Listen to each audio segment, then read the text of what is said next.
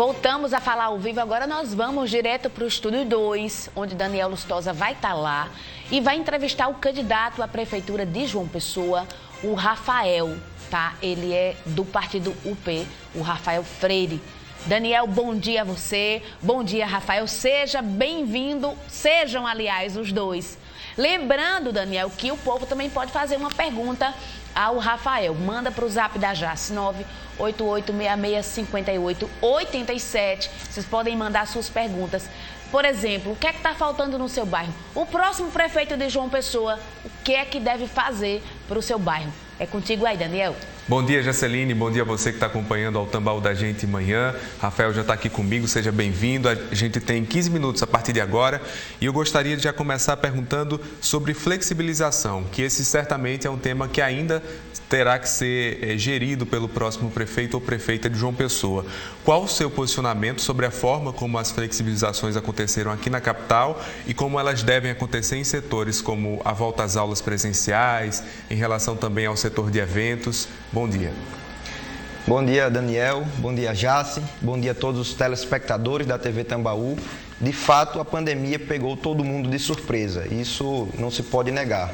Mas aqueles municípios, ou de forma mais abrangente, aqueles países, aquelas nações que têm uma política preventiva, principalmente na área de saúde, conseguiram lidar melhor com essa situação. Infelizmente, este não é o caso da Paraíba, do Brasil, nem de João Pessoa. No entanto, nós temos que ser justos. Eu falei por diversas vezes que a maioria das decisões do governo do estado e da prefeitura de João Pessoa que foram tomadas em relação à abertura de atividades econômicas ou do funcionamento geral da sociedade, elas foram corretas. A nossa grande divergência em relação ao processo que aconteceu foi em relação ao transporte coletivo. Eu estou até um pouco rouco, o telespectador pode perceber, porque a gente está fazendo muita campanha na Lagoa.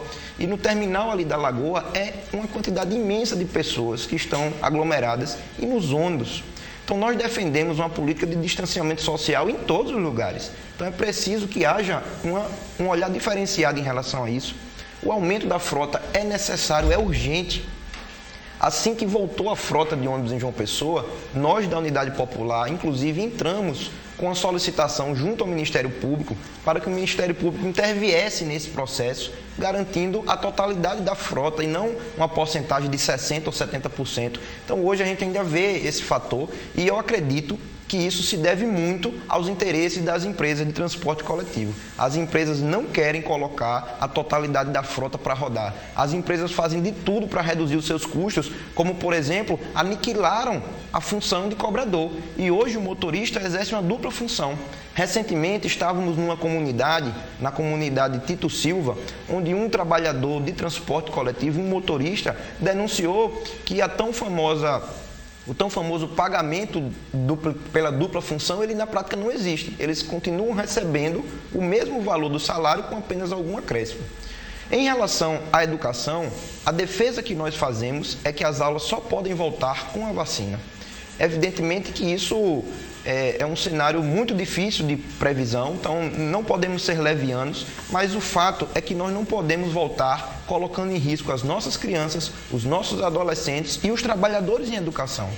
Lembrando que a educação não é uma ilha, não é uma bolha na sociedade. Então, se uma criança ou um adulto pega a Covid-19 na sala de aula, no ambiente escolar, fatalmente levará para casa, levará para a sua rua, para o seu bairro. Então, nós não podemos permitir que haja um aumento do número de casos. O presidente Jair Bolsonaro é um presidente irresponsável.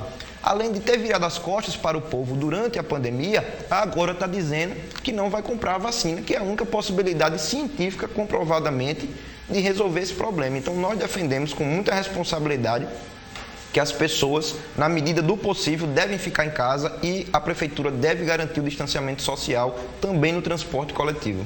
As falas do presidente Bolsonaro em relação à vacina, elas são direcionadas à vacina que tem uma produção vinculada à China. E entra o aspecto ideológico, pelo menos esse é o debate que está sendo feito. Vocês têm uma posição ideológica também muito forte, voltada à esquerda. De toda forma, esse debate não tem que ser separado dessa questão? A defesa tem que ser científica. Agora, a história dos países fala muito. Na avaliação da Unidade Popular, nem a China, nem muito menos a Rússia são países socialistas hoje. Apesar de que algumas pessoas consideram a China um país socialista, nós não consideramos. Entendemos que lá há uma economia de mercado muito forte e que já sepultou a perspectiva socialista que fora criada. Contudo, é muito sintomático que estes dois países sejam os países que desenvolveram de forma mais célere e mais eficaz as vacinas. Por quê? Porque essas duas nações tiveram um passado socialista. Então, muito da educação, muito da ciência que existe tanto na Rússia quanto na China, vem da construção socialista. Porque numa sociedade socialista, ao invés de se investir os recursos humanos e naturais em função do lucro, em função de meia dúzia de famílias, aquilo é socializado para a sociedade, aquilo é para o povo. Então é clara essa evidência e de forma alguma nós negaremos a possibilidade de utilização de vacina chinesa, russa ou inglesa ou norte-americana. O importante é valorizar a ciência e garantir a vida das pessoas com a vacina. Candidato, quais são suas propostas para a área da saúde em relação a exames que demoram a acontecer, cirurgias, a situação do trauminha, o enfrentamento ainda à pandemia a partir de janeiro, caso o senhor seja eleito? Primeiro sobre trauminha, né? Então, o Hospital de Ortotrauma de Mangabeira, ele é utilizado de uma forma diversa, de uma forma diferente daquilo que deveria ser a sua finalidade. Nós entendemos que é preciso delimitar bastante qual equipamento atende a qual público, a qual demanda. Então, o trauminha de Mangabeira deve se concentrar no tratamento de ortopedia, de ortotrauma. O Santa Isabel nas cirurgias eletivas, as UPAs, PSFs, UBSs, USF, todo o sistema básico de atenção primária e imediata deve se concentrar em saúde da família, em prevenção. Essa tem que ser a lógica. Se a gente faz a prevenção, que é muito mais barata do que tentar remediar, a gente, além de salvar mais vidas, além de dar mais dignidade para o povo pobre, a gente vai economizar recursos.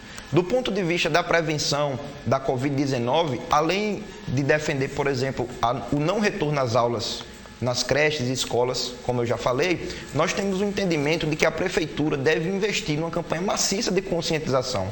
No ano de 2019, a Prefeitura de João Pessoa gastou mais de 15 milhões de reais em publicidade.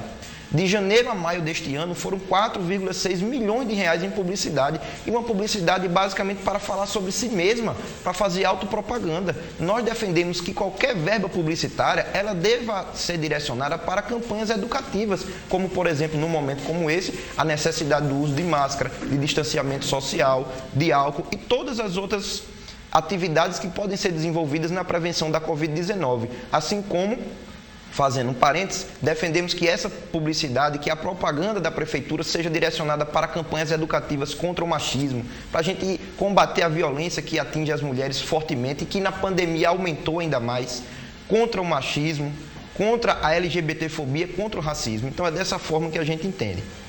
Jaceline está chamando a gente. Jace.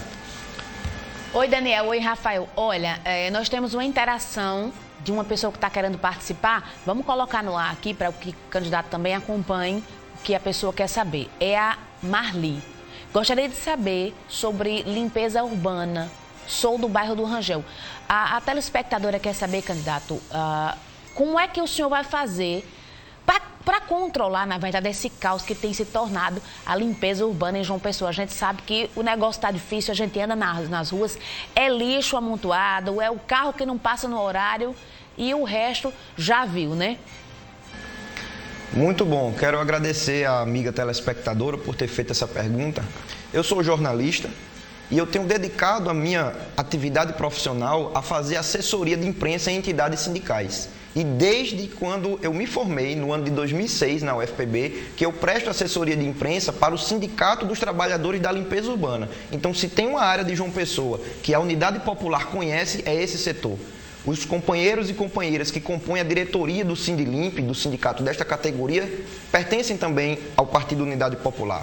Primeiro, nós devemos investir no funcionamento da Enlu de uma forma diferenciada. A Enlu não pode se comportar como vem se comportando ao longo de décadas como um verdadeiro cabide de empregos. Nós defendemos concurso público para os trabalhadores da Enlu, inclusive para os agentes de limpeza. Nós entendemos que é possível fortalecer a presença do setor público nessa categoria, nesse serviço. Dessa forma, garantindo a empregabilidade de mais pessoas. Em relação às empresas terceirizadas, que abarcam hoje cerca de 70% do serviço de limpeza urbana de João Pessoa, nós defendemos transparência no momento das licitações. Nós vivemos em João Pessoa, neste último período, um verdadeiro caos em relação a isso. A Prefeitura foi incapaz de realizar um processo licitatório de forma transparente, prejudicando determinadas empresas e aparentemente favorecendo a outras. Tanto é que o processo foi judicializado, se arrastou por quase 2 anos e quem mais sofreu foi a população de João Pessoa, com empresas que não tinham compromisso com a cidade,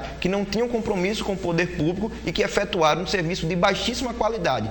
Para completar, veio a pandemia da Covid-19 e as empresas que estavam prestando serviço de forma emergencial ignoraram qualquer tipo de possibilidade de defesa da categoria dos trabalhadores da limpeza urbana em relação à sua saúde. O sindicato, o Sindilimp, teve que fazer várias paralisações. Nós tivemos que ir para dentro de cemitérios no momento que estava na crise da pandemia, com muitas pessoas sendo enterradas, com pessoas que eram enterradas com um sepultamento permitido apenas para 3 ou 5 pessoas e os trabalhadores da limpeza urbana dentro do cemitério fazendo atividades que não deveriam ser as suas, sem equipamento de segurança, sem a devida regulamentação da jornada de trabalho, sem querer pagar os trabalhadores. Então, é preciso ter muita responsabilidade e cabe à Enlur, que é uma autarquia, fazer a fiscalização efetiva das empresas, o cumprimento da legislação trabalhista e assegurar um processo de limpeza da cidade, porque a limpeza urbana é saúde. Imagine o que seria uma cidade do tamanho de João Pessoa sem um efetivo trabalho da limpeza urbana, sem esses heróis,